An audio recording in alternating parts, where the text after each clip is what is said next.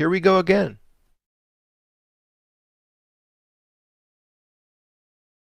The line connecting Golgotha with the tomb of St. Peter passes directly over the center of the Campidoglio, marked today by the equestrian statue of Marcus Aurelius.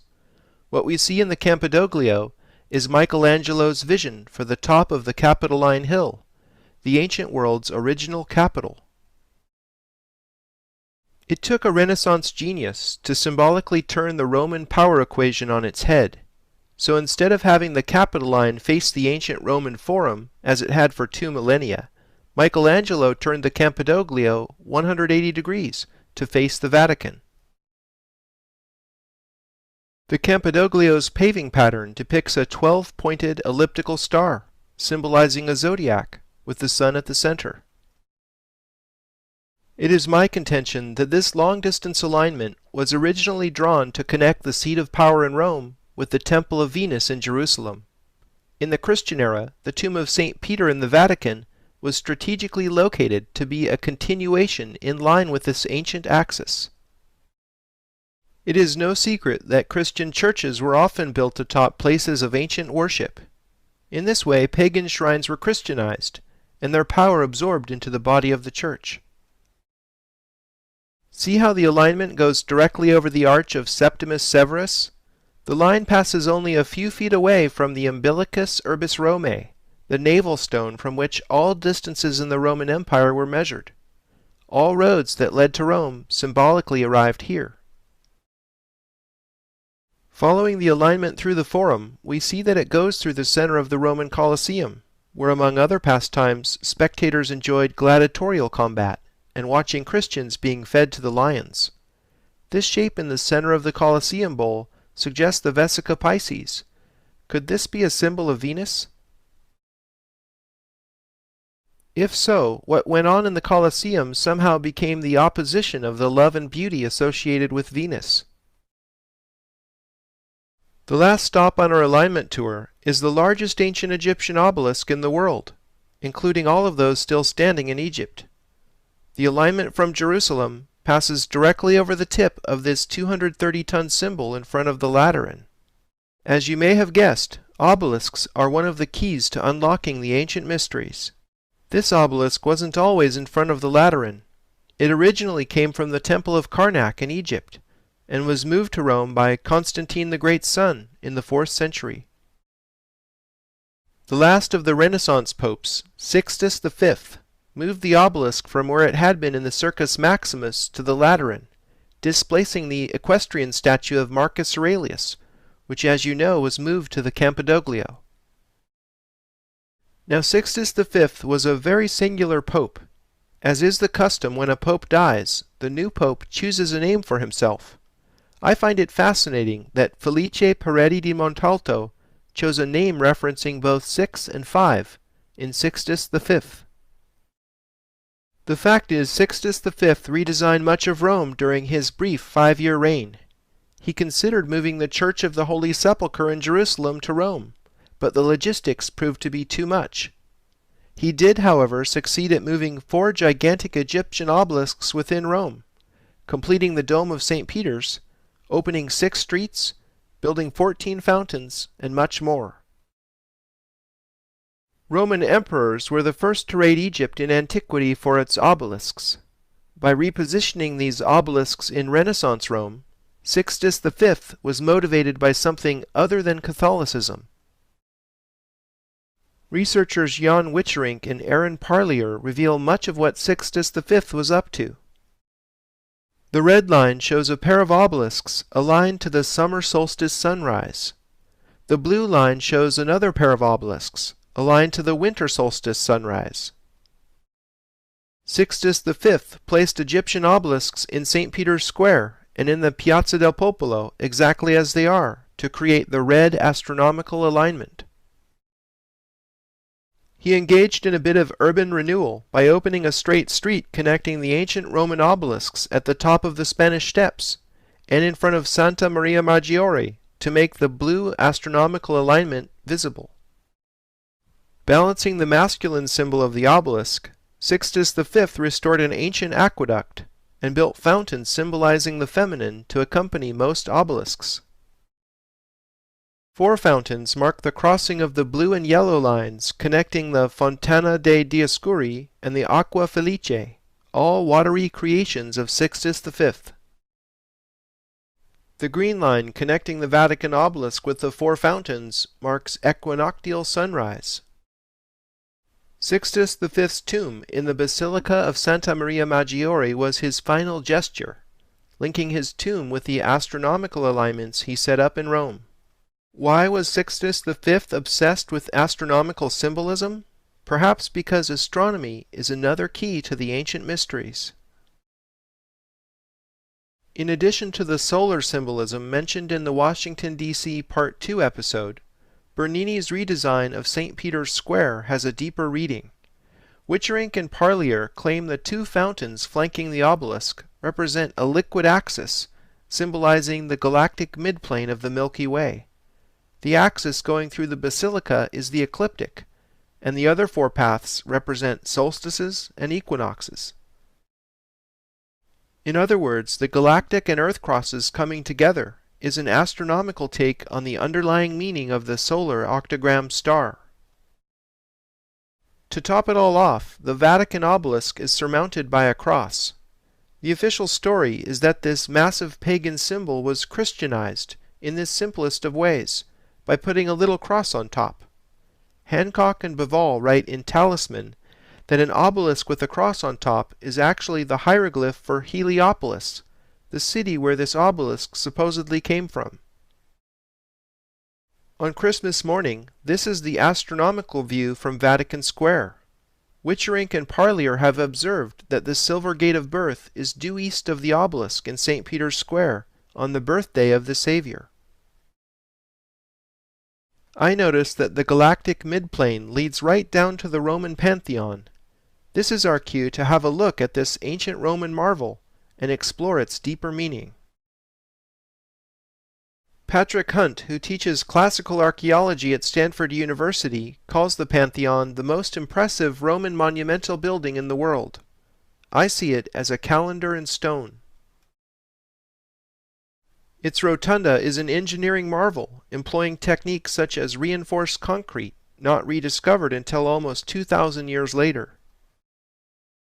In this plan view, you can see the floor pattern in which stone from all over the empire was inlaid, a testament to Rome's imperial might. Its circle and square motif might symbolize the Earth-Moon system in the following way. Here a circle is inscribed within a square. The square has 27.3% more area than the circle. Comparing a circle and square with equal perimeters, the circle's diameter is 27.3% larger than the edge of the square. Okay, so what? Well, the moon happens to be 27.3% the size of Earth, which is another way of relating moon to Earth with the proportion 3:11. In addition, the moon's sidereal orbital period is 27.3 days. The words moon, month, and menstruation all share the same root because they all have roughly the same period. Human gestation lasts on average 273 days. Another spooky coincidence has to do with temperature. As you're probably aware, Celsius is defined by a 100-degree scale, marking the freezing and boiling points of water. Water becomes liquid 273 degrees Celsius above absolute zero. Here are these numbers again. It seems to me that this fact references Earth as a water planet. Why are these numbers the same?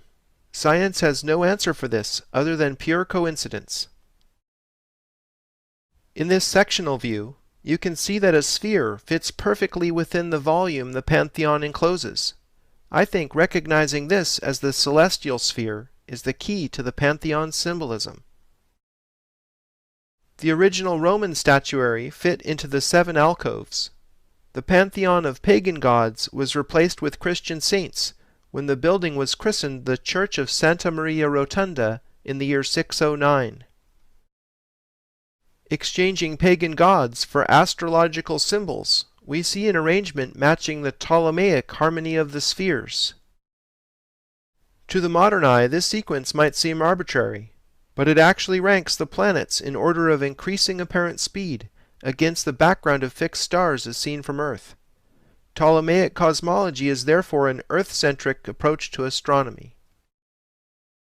Mark Booth writes in The Secret History of the World, Ptolemy's map of the spheres is conventionally presented as having been superseded by the ideas of Copernicus, Galileo, and so on, but in fact was and is an accurate map of the spiritual dimension of the cosmos, a dimension which seemed more real to the ancients than the material cosmos. Are you aware that the days of the week are named after the planets? With the exception of Saturn Day, Sun Day, and Moon Day, English speakers unfamiliar with Norse gods might have an easier time spotting this connection in French or Italian. Connecting the days of the week in order yields a seven-pointed star, somewhat distorted to accommodate squeezing it into the octagonal symmetry of the pantheon. Looking up in the rotunda, you see the oculus, or central void in the dome. The oculus is the sole source of illumination in the interior, so it clearly symbolizes the sun. The 5 rising tiers of coffers might represent the 5 planets visible with the naked eye from Earth. The 28 divisions around the circumference is where things really get interesting. It is my contention that the 28 rays represent days. Consider a month of 4 7-day weeks lasting 28 days. 13 such months add up to 364 days. The extra day needed to round out a 365-day year is where we get the phrase, a year and a day. Richard Heath has traced this 13-month plus 1-day calendar to the matriarchal societies of the Bronze Age. The Egyptian Sothic year lasted exactly 365 days, without compensating for leap year as we do today. Sothis is the Greek name for Sirius, the star the Egyptians based their new year on. Any way that Father Time slices it, the 28-day division fits the Osiris story. The Temple of Isis on the island of Philae has bas-reliefs which tell the Osiris story. Here Osiris has 28 stalks of wheat emerging from his dead body. The 13 pieces that Isis later reassembled symbolize the 13-month calendar of 28-day months, and his missing phallus represents the extra day, rounding out the Sothic year. Many religious stories encrypt astronomical information in their core levels. Returning to Egypt for more wisdom, let's take a look at the Earth-Moon diagram that came from studying the Great Pyramid. Recall how the relative sizes of Moon and Earth fit the diagram when the circle was squared. John Michell rediscovered the key to much more ancient wisdom still encrypted in this diagram in his book, The Dimensions of Paradise. Michell expanded the number of spheres in the diagram from 1 to 12 for reasons that will soon become apparent.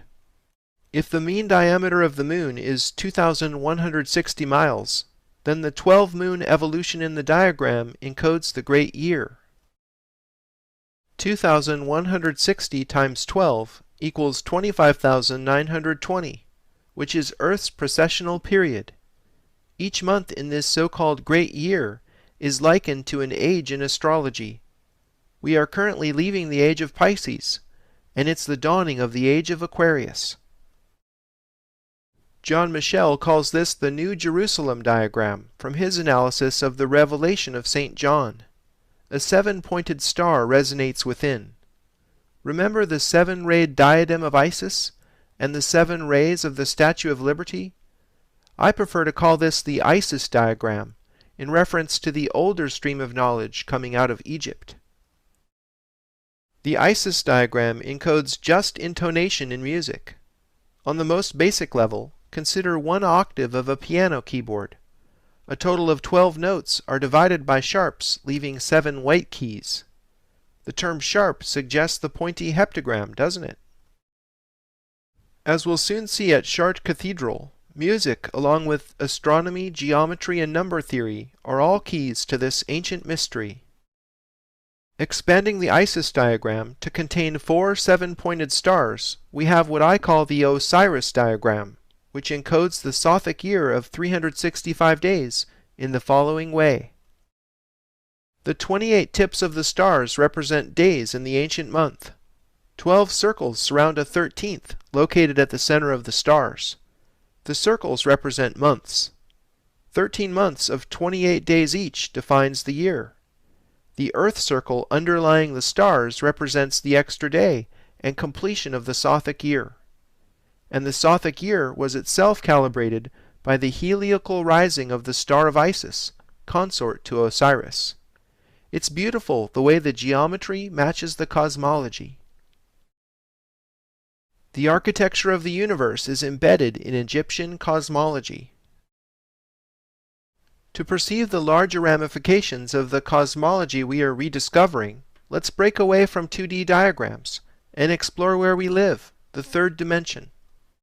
It's a 3D reality that 12 spheres fit perfectly around a central 13th, with all of them tangent to each other, while the 13 fit perfectly within an overarching sphere. I think this 3D reality is the source of the obsession with the number 13 that we've seen symbolized in so many places. Recall all the lucky 13s on the Great Seal of the United States. Lucky 13 might be more precisely described as 12 surrounding 1. In the Last Supper, Da Vinci depicts Jesus in the center, surrounded by 12 apostles. Geometrically speaking, connecting the centers of the 12 surrounding spheres with straight lines reveals what is called the cuboctahedron. The cuboctahedron has faces composed of squares and triangles, ad quadratum et ad triangulum, as they would say in the Middle Ages. As it turns out, cuboctahedral sphere packing has exactly 7 planes of symmetry. Do these numbers sound familiar? 12 around 1 with 7 planes of symmetry? The cuboctahedron is the 3D equivalent of the Isis diagram. The first ever known depiction of a cuboctahedron was drawn by Leonardo da Vinci.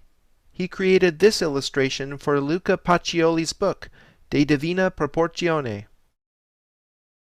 Pacioli and da Vinci worked together, became close friends, and later shared a house together in Florence. Pacioli was at the center of the Renaissance Hermetic obsession, begun by Cosimo de' Medici in 1430 when he obtained the Corpus Hermetica, a body of work compiled in the first few centuries of the Common Era, recounting words passed down by Thoth through the last of the Egyptian priesthood in Alexandria. Here is Pacioli with a mysterious transparent cuboctahedron half filled with water. Some believe the younger man standing next to him is Albrecht Dürer. In Divine Proportion, Priya Hemingway writes, "In the autumn of 1506, Albrecht Dürer rode from Venice to Bologna to the home of Luca Pacioli in order to be initiated in the mysteries of a secret perspective." Clearly the cuboctahedron was important to these Renaissance masters immersed in Hermetic knowledge. Perhaps they knew something we don't. In the 20th century, Buckminster Fuller was obsessed with the cuboctahedron. He called it the Dymaxion and built his philosophy around it, because the cuboctahedron is the only polyhedron completely in equilibrium. All 12 vectors emanating from its core have equal angles, and all of its internal and external edges have equal length. In the 21st century, the cuboctahedron is the foundation for physicist Nassim Haramein's unified field theory that offers a new solution to Einstein's field equations. Haramein claims that the vacuum, a term used by physicists to refer to a volume of space that is completely devoid of matter, actually has a structure, and this structure is based at the core on the cuboctahedron. What we perceive as empty space is actually a seething cauldron of energy. Physicists calculate that the amount of energy in each and every cubic centimeter of space exceeds the energy output of all stars visible to the Hubble Space Telescope. The reason space seems empty is because all that energy is perfectly balanced in a state of equilibrium. It looks to us like nothing is there. Haramein has built his entire unified theory of physics on cuboctahedral geometry. I believe Haramein is really onto something. His latest paper, The Schwarzschild proton received the Best Paper Award in a physics symposium in 2009. Modern physics seems to be catching up with ancient knowledge. To understand astronomy, one needs to have some background. Here's my crash course on esoteric astronomy in 6 quick lessons. The Earth revolves about the Sun in a plane called the ecliptic. The 12 constellations of fixed stars that intersect the ecliptic are called the zodiac. All the stars of the zodiac are actually our close neighbors compared to the size of our entire galaxy. The Earth's equator is tilted some 23.5 degrees with respect to the ecliptic. Gary Osborne's fascinating Paradigm Shift website shows how the angle of the Earth's tilt is symbolized in art. Here are Isis and Osiris raising the Jed, which amazingly matches the angle of the Earth's tilt. And here again the 23.5 degree angle matches the slope of the pyramid on the dollar bill. Osborne has found this same angle symbolized in many other pieces of esoteric art. The Earth's tilt is the reason we experience seasons. The seasons are defined by the Earth's orbit, which contains 2 solstices and 2 equinoxes. Looking at the solar system from above, the seasons naturally make a cross. Witcherink and Parlier call this the Earth Cross. Our galaxy is called the Milky Way because its myriad stars resemble milk streaking our night skies. If you were able to look at our galaxy edge-on, you would see it as a flattened disk. This flattened structure is what makes the Milky Way look like a narrowly defined streak in the sky, rather than an even distribution of stars. The central plane of the galactic disk is called its midplane. The ecliptic is tilted some 120 degrees with respect to the midplane, naturally making a cross in 2 dimensions. Witcherink and Parlier call this the galactic cross. Imagine beginning a journey outside the galaxy, flying through the zodiac, passing by each one of the visible planets, and stopping on Earth for a while. After a short stay, you begin the journey home, traveling out past the planets, through the zodiac, and on toward the center of the galaxy. This route describes the mystical journey of the soul. It is mirrored in the Ptolemaic or geocentric cosmology that predated Copernicanism. The ancient Egyptians represented beginning and ending waypoints along the journey of the soul with silver and golden gates. Witcherink and Parlier show that the direction of the Silver Gate is located between the horns of Taurus as seen from Earth. You can find the horns by following Orion the Hunter's Club, or Monoceros the Unicorn's Horn, because both point at the intersection of the galactic midplane and the ecliptic, a point known to the Egyptians as the Silver Gate. Isis, shown with horns framing the sun disk, symbolizes her guardianship of the Silver Gate, or Gate of Birth.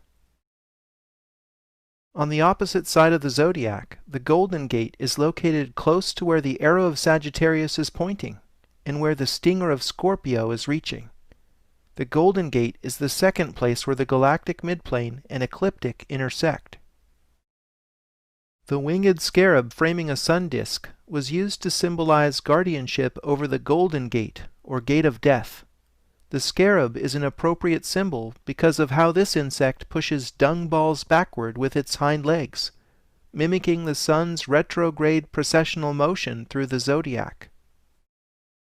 The coat of arms for the state of Vatican City features silver and gold keys, because these are the keys to the kingdom that Christ gave to Peter. Pietro Perugino's fresco in the Sistine Chapel shows Christ giving 1 silver and 1 gold key to Peter. I see the 2 Roman arches flanking the fresco as secretly depicting the Egyptian silver and golden gates. The octagonal domed building in the center clearly represents the sun, and the perspective grid must be the ecliptic. The people in the piazza are taking the journey of the soul. I was taught as a child to follow the outer edge of the Big Dipper to find the North Star Polaris. In the past, this rule of thumb didn't always work, because the celestial pole changes over time due to the Earth's precession. When the Great Pyramid was built, the star Thuban in the constellation Draco was the North Star. Remember, one of the pyramid shafts point at Thuban. The celestial pole actually traces out a circle in the heavens, representing the 25,920-year precessional cycle. This cycle is called the Great Year. In 3D, the Great Year is seen as a precessional cone swept out over time by the Earth's tilted axis. The Earth's precessional cone, the Sun, and the galactic midplane will precisely align on winter solstice 2012. Author John Major Jenkins calls this phenomenon galactic alignment. The Mayan long count calendar was designed to end on winter solstice, December 21, 2012. Acharya S. says in The Christ Conspiracy, many of the world's crucified godmen had their traditional birthdays on December 25th. This date is set because the ancients recognized that the sun makes an annual descent southward until after midnight of December 21st, the winter solstice, when it stops moving southerly for 3 days, and was born again after midnight of December 24th. Thus, these many different cultures celebrated with great joy the Son of God's birthday on December 25th. Christmas 2012 marks the beginning of a new great year. The Milky Way galaxy has a rotational period that I like to call the galactic year. It lasts approximately 224 million years. Our solar system is related to the larger cycle through number. There are 8,640 great years in the galactic year. It's amazing how the Earth's precessional cycle, the number of the Sun, and the decad harmonize with the galactic year. Before the Italian Renaissance, there was an earlier flowering of ancient knowledge in medieval France.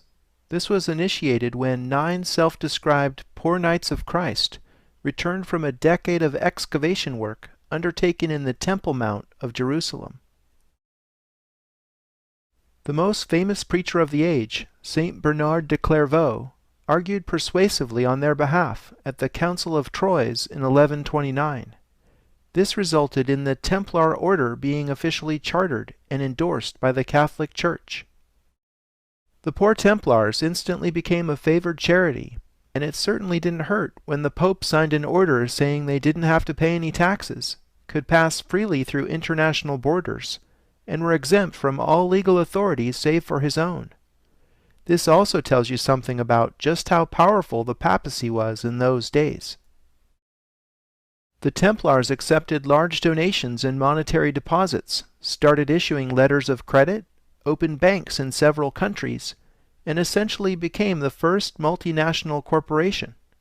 Very quickly the Templars had an abundance of gold and military power.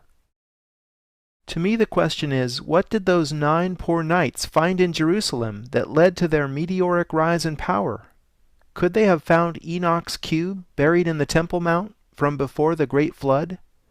Whatever the case, I believe they unearthed knowledge rather than gold. And with knowledge comes power. Speaking of someone with sacred knowledge, Saint Bernard de Clairvaux is a fascinating figure. Norman Cantor had this to say about Bernard in his book The Civilization of the Middle Ages. Bernard played the leading role in the development of the Virgin cult, which is one of the most important manifestations of the popular piety of the 12th century.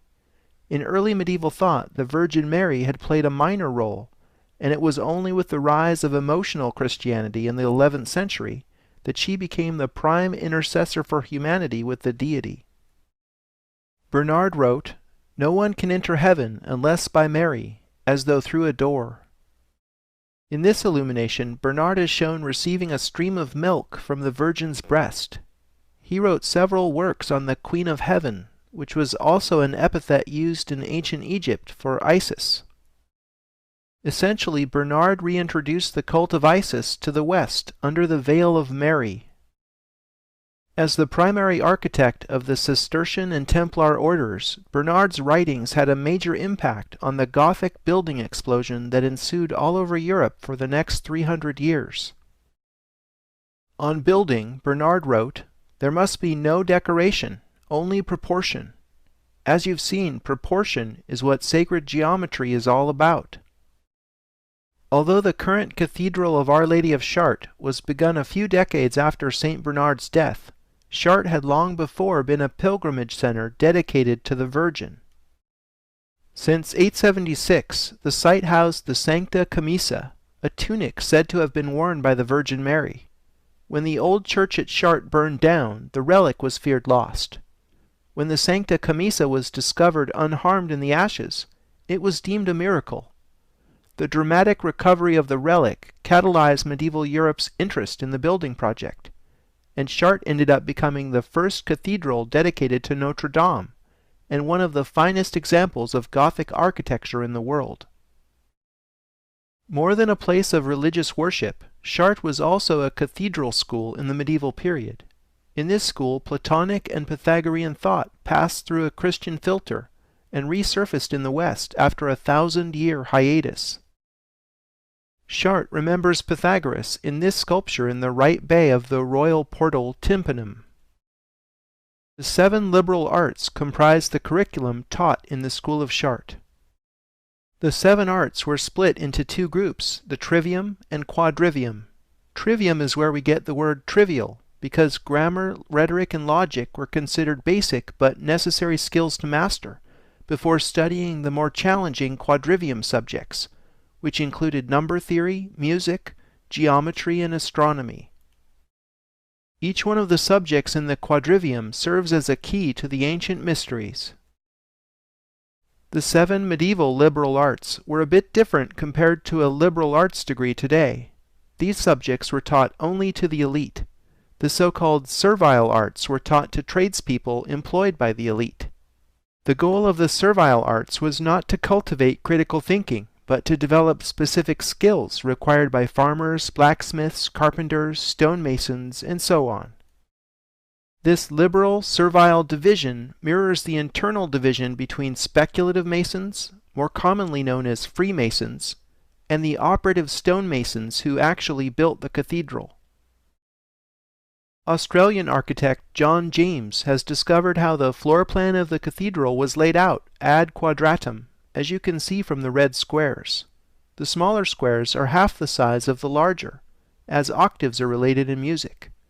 The template for the cathedral ground plan clearly echoes the quadrivium. 2 millennia ago, famed Roman architect Vitruvius described in his 10 Books of Architecture that effective temples are based on the proportions of the human body.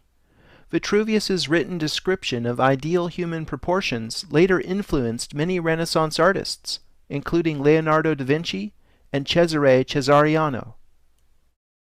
Here, Cesariano's Vitruvian Man fits the cathedral's ground plan and shows that it was based on the proportions of the human body as laid out in antiquity. English professor of architecture Keith Critchlow has discovered a fascinating correlation between the floor plan and front elevation of Chartres. Intrigued by the fact that the rose windows containing the exquisite stained glass and the famed labyrinth have equal diameters, Critchlow compared the plan to the elevation. The rose window and the labyrinth line up perfectly, like so. The golden ball atop the sun tower aligns with the curve of the apse here.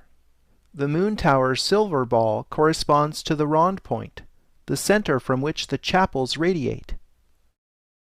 Clearly the design is correlated in 2 separate dimensions. Boaz and Jachin are the names of the 2 columns that stood at the entry to Solomon's temple that are echoed in all Masonic temples today. Boaz stood on the left, and the name Boaz means sun. Jachin stood on the right and means moon. This symbolism matches the towers at Chartres.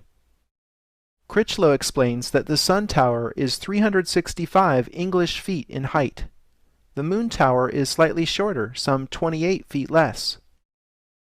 These measurements suggest several things. Number 1, the design was based on the English foot. Number 2, the 365-foot sun tower symbolizes the year. And number 3, the 28-foot difference in the moon tower symbolizes the 28-day month of 4 7-day weeks. I think this metrology shows how Chartres is a calendar in stone, very much like the Roman Pantheon. Before the Christian era, the grotto below Chartres was a druidic shrine of Isis.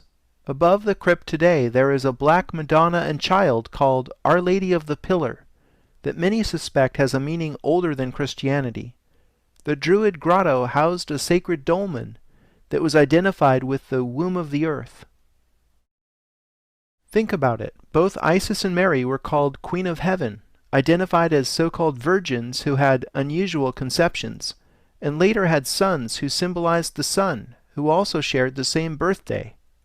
The story of Mary and Jesus is a recapitulation of the ancient Egyptian story of Isis and Horus.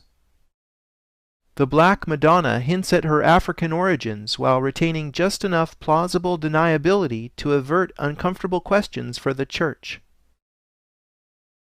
Chartres Cathedral's axis is oriented to the summer solstice sunrise, just like the red alignment Sixtus V set up in Vatican Square.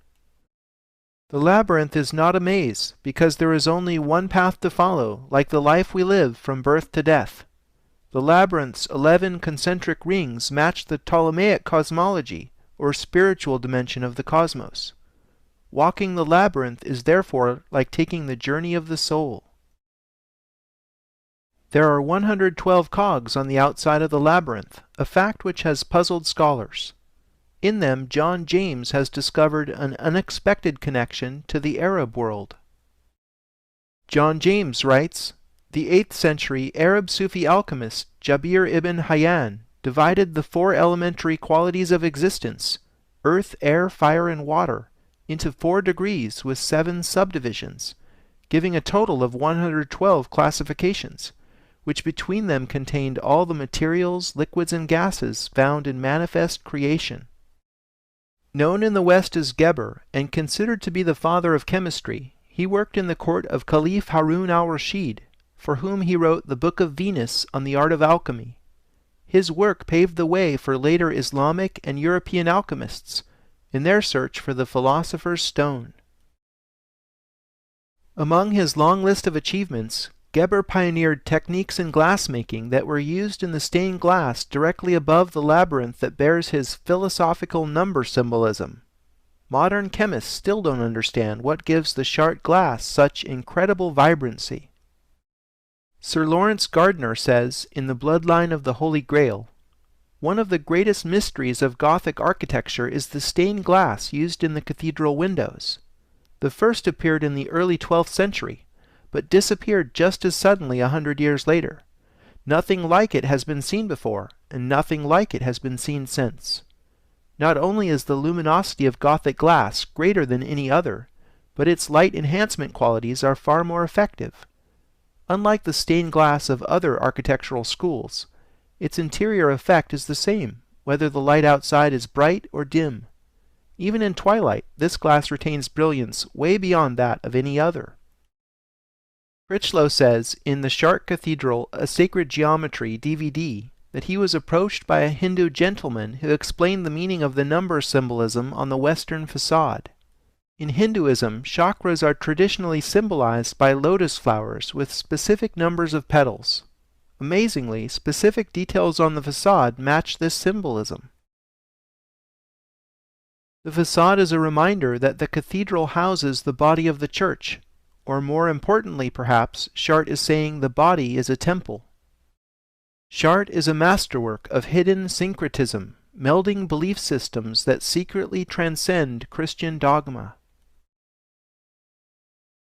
The tympanum above the central front doors of the royal portal encodes an entire cosmology.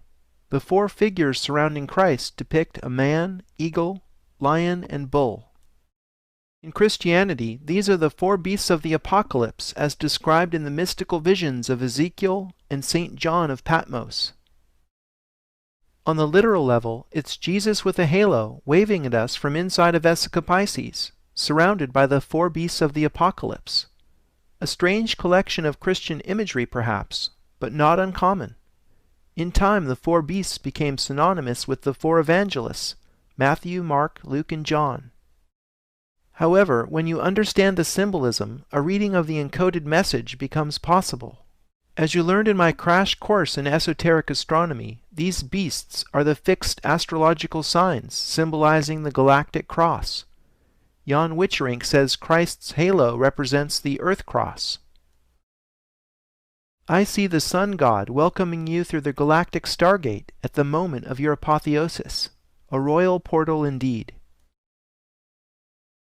I have uncovered sacred design templates underlying the principal section drawing cut through Chartres Cathedral. Stephen Skinner identified circles guiding the central vault and flying buttress designs in his book Sacred Geometry.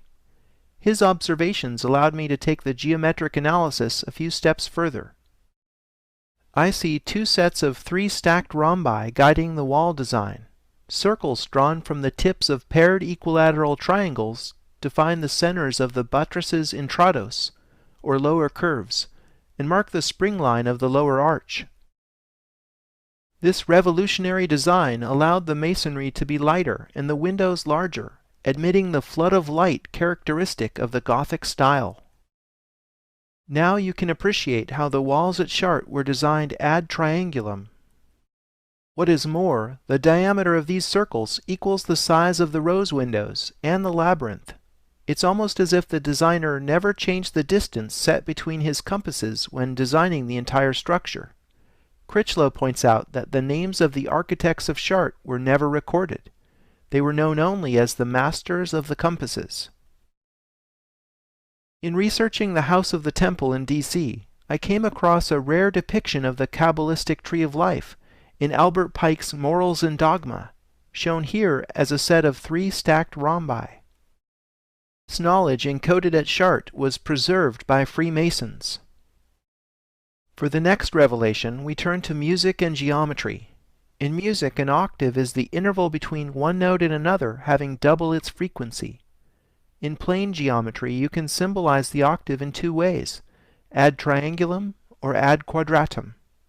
The circle outside the triangle has double the diameter of the circle inside. The circle outside the square has double the area of the circle inside. The central vault is defined by a larger circle having twice the diameter of the smaller circle inside, which itself is equal to the diameter of all the circles in the wall section, the rose windows, and the labyrinth. Chartres is therefore based on one circle repeated using musical principles. Amazingly, the flower of life fits this geometry. Perhaps the master of the compasses used the flower as the overarching design template. You can draw the flower of life using compasses only. The nave width is set by a central circle which is tangent to 4 others, having equal diameters.